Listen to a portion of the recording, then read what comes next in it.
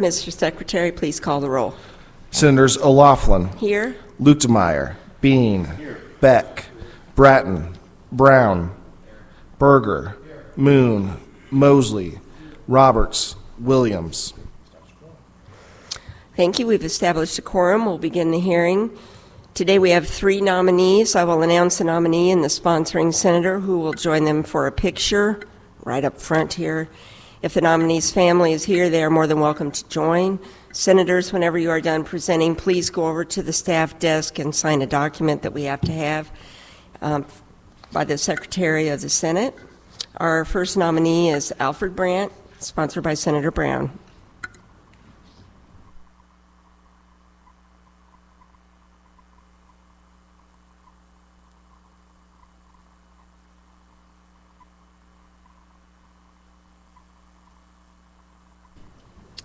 Thank you. Mr. Brandt is nominated to be a member of the State Milk Board.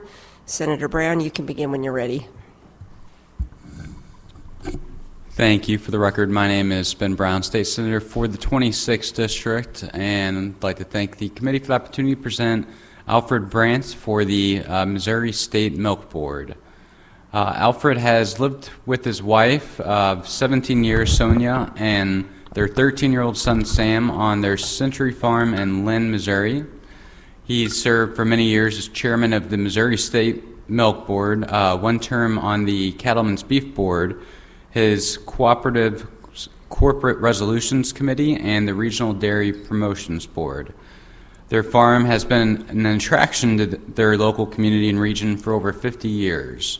There have been thousands of school children, young families, FFA and 4-H clubs, college classes, and foreign guests that have toured and learned about their passion for dairy. With that, I am sure he would be happy to answer any questions. All right, thank you. Does anyone have a question? Senator Mosley?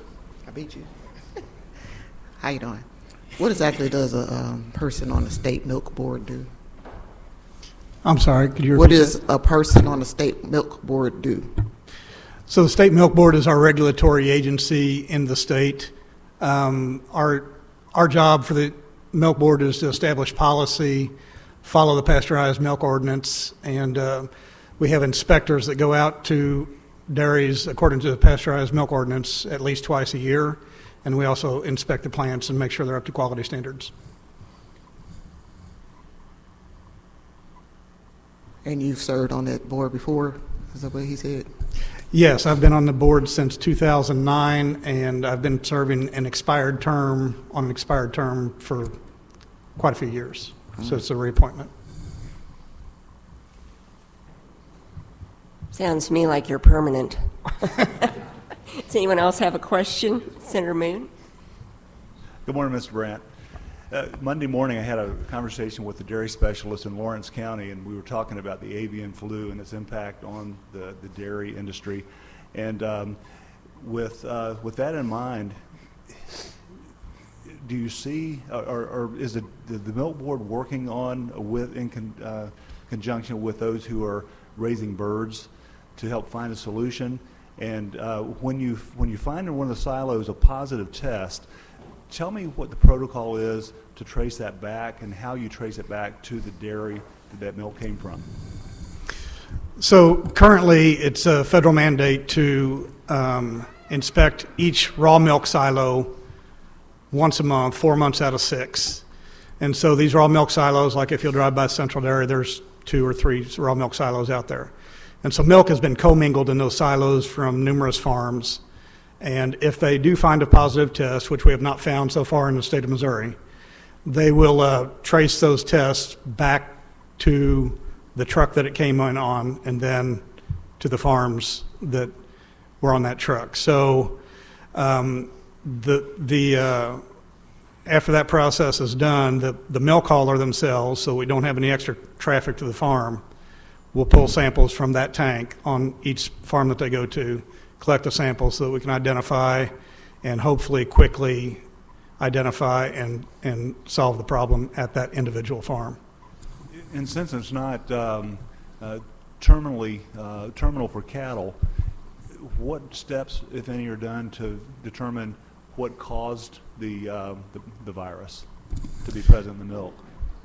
Well, it's not terminal for cattle, but it is very detrimental to that herd as far as losing production, reproductive issues, and other things. But as far as steps to prevent, that farm would go under some sort of quarantine. The milk is still able to be shipped as long as it's being pasteurized. It can go into pasteurized. Pasteurization will kill the virus. Yeah. But the cows, the heifers, whatever on that farm could not leave that farm and go to another farm. They would be quarantined. They could go straight to slaughter. Okay. But that's the process. Is there any attempt to determine how it infected the cattle?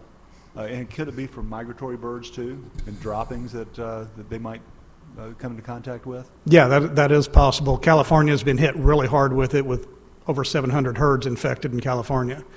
And so there is there's a lot of difference in dairies in Missouri versus California. They have a lot of labor that moves from farm to farm, things like that. So it can travel from person to person, from person to animal. It can travel. Migratory birds are certainly a concern, and unfortunately, it's an issue that's not easily solved. Thank you. Any other questions? Seeing none, thank you for your willingness to serve. Our next nominee is Danford as a member of Missouri Western State University Board of Governors, sponsored by Senator Nurrenbern.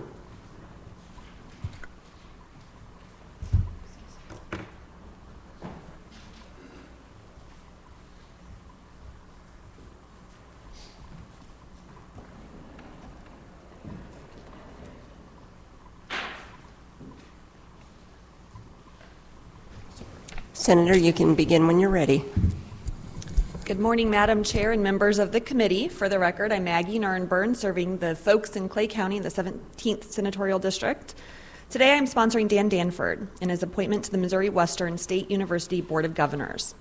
Mr. Danford is a certified financial planner and holds a Bachelor of Science in Business Administration and Marketing from Missouri Western, a Master of Business Administration from Northwest Missouri State University, and a Master of Science in Personal Finance from Kansas State University. He's the founder and chairman of the Board for Family Investment Center, which operates 2 offices in the Kansas City area. He has taught personal finance and investing at Missouri Western State University and previously served on the Board of Governors from 2007 to 2012 at Mo West. Mr. Danford also has served on the Midwest Region Board of Directors for the National Association of Personal Financial Advisors and serves as a director at National Advisors Trust Company and National Advisors Trust of South Dakota. In my conversation with Mr. Danford regarding his appointment, he shared he would like to see the university increase enrollment to improve financial stability. Additionally, he shared he would like to further the engagement between the university, the hospital system, and the St. Joseph community at large. I am supportive of his appointment. Thank you for your consideration. I'm sure he would be happy to answer any questions. Thank you. Do we have any questions? Senator Beck? I have a question you might not be able to answer. Maybe you will. I'm not sure. It's been brought to my attention like a week or two ago that there has been an issue with Missouri Western, that there were certain high schools that they would no longer go to. Do you know anything about what I'm talking about? I've read the same things you have. I don't know a lot of details, but I have heard that they have stopped recruiting at certain high schools. And so obviously that's something I'm concerned about as well. Yeah, so I guess my next question, will you be looking into that? I don't think that's, we're funded, and now we're taking certain public schools, and we're not going into them, or we're not.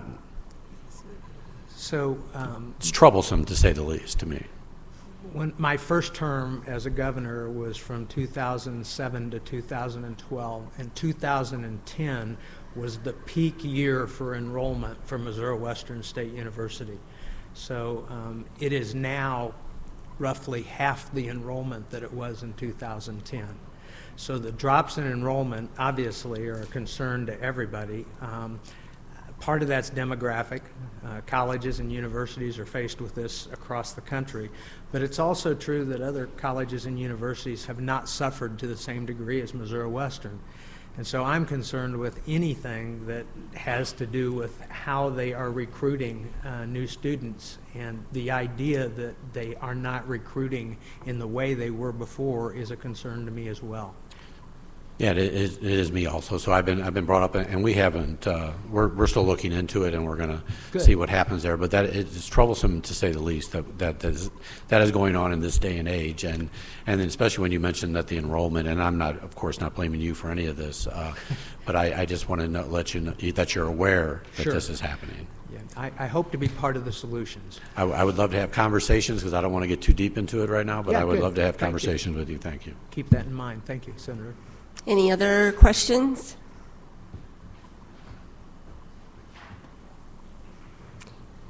Sounds like you have a job. Thank you. A Thank you for challenge. being Thank here. you. Thank you for Thank you being so willing much. to serve. Thank you. We now have our next nominee, Timothy Flora, as a member of the Board of Private Investigator and Private Fire Investigator Examiners, sponsored by Senator Gregory.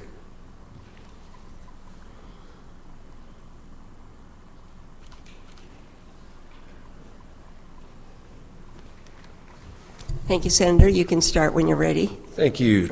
Chairman O'Loughlin, members of the committee, David Gregory, St. Louis County 15. I come before you in sponsorship of Officer Tim Flora for appointment to the Board of Private Investigator and Private Fire Investigator Examiners. Officer Flora has an extensive public safety background and experience. He's a post-certified police officer. He's been a Deputy United States Marshal, and he's currently the chairman of the Metro West Fire Protection District, so he's got a wide array of experience there. And as a result, I respectfully request this committee confirm the governor's appointment. Officer Flora and I are happy to answer any questions.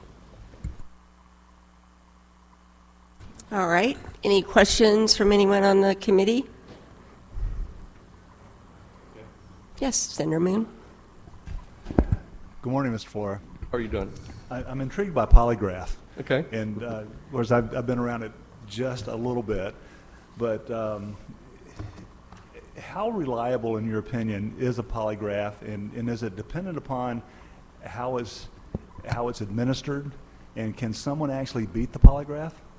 Somebody could beat it, but it's actually based on the autonomic nervous system of the body. Mm-hmm. So it just depends on how the people are going to respond to the questions.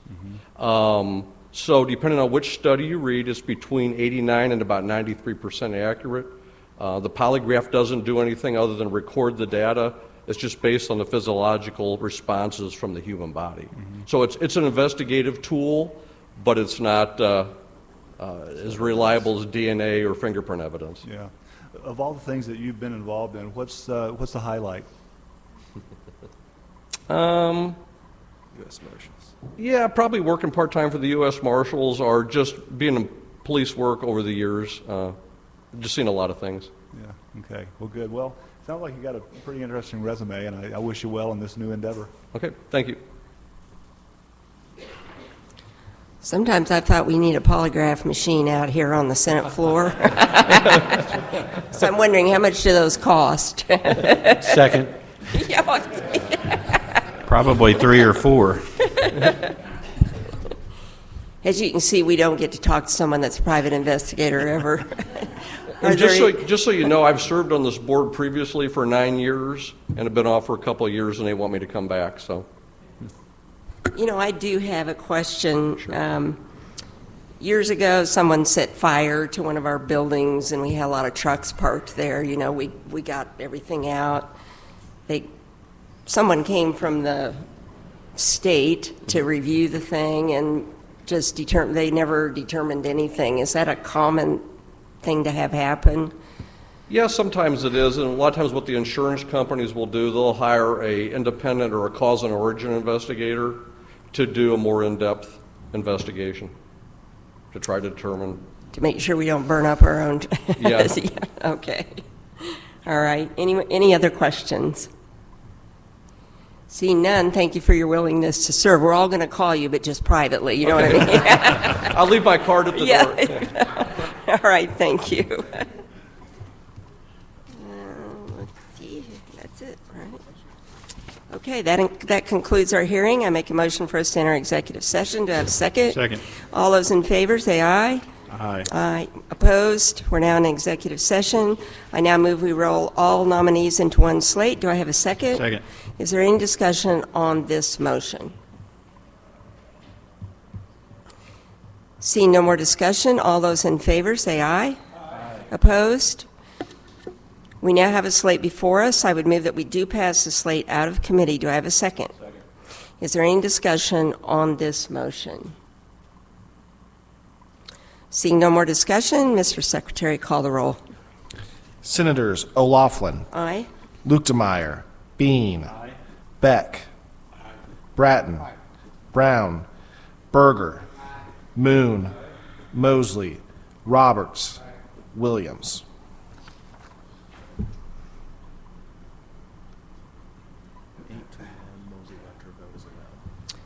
By a vote of 8-1, the slate passes. I move that we adjourn. Do I have a second? Second. All those in favor say aye. Aye. Opposed? Thank you. We are adjourned. Oh. Thank you.